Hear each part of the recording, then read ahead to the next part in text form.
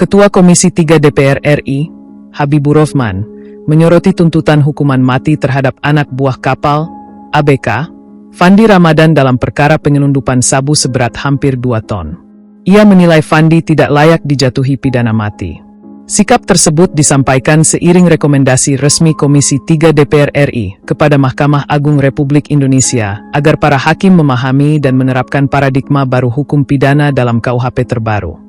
Menurut Habibur Rahman, sebagai pembentuk undang-undang, DPR menekankan 3 poin krusial yang harus menjadi perhatian dalam menjatuhkan putusan.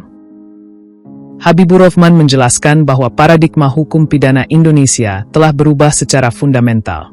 Jika KUHP lama berorientasi pada pembalasan, retributif, maka KUHP baru mengedepankan keadilan substantif, rehabilitatif, dan restoratif.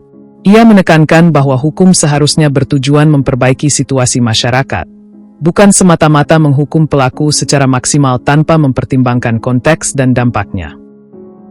Poin kedua yang ditekankan adalah perubahan kedudukan hukuman mati dalam KUHP baru. Jika sebelumnya pidana mati merupakan hukuman pokok, kini posisinya menjadi alternatif terakhir yang penerapannya sangat selektif. Habibur Rahman mengungkapkan bahwa pembahasan pasal hukuman mati merupakan salah satu yang paling panjang dan alot dalam proses penyusunan KUHP baru. Bahkan, pasal tersebut baru disepakati beberapa tahun setelah pasal-pasal lainnya dirampungkan. Ia menegaskan bahwa semangat KUHP baru adalah menjadikan hukuman mati sebagai opsi yang sangat terbatas, hanya untuk situasi yang benar-benar luar biasa. Komisi 3 DPR juga mengingatkan bahwa dalam menjatuhkan pidana, hakim wajib mempertimbangkan pedoman pemidanaan secara komprehensif, termasuk sikap batin terdakwa, kadar kesalahan, riwayat hidup, serta gradasi peran dalam tindak pidana.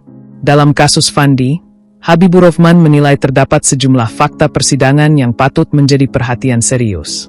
Berdasarkan dakwaan jaksa, Fandi bukan aktor utama dalam perkara tersebut dan bukan satu-satunya pelaku. Ia juga disebut hanya menerima bayaran sebesar 8,2 juta rupiah, yang sebagian merupakan utang dan akan dicicil melalui gaji.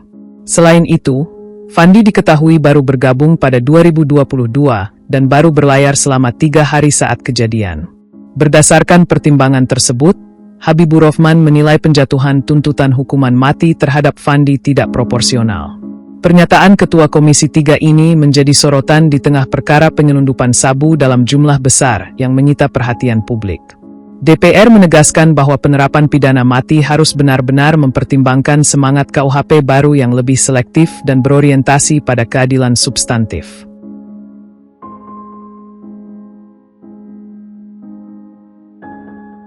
Download Tribun X sekarang, menghadirkan lokal menjadi Indonesia.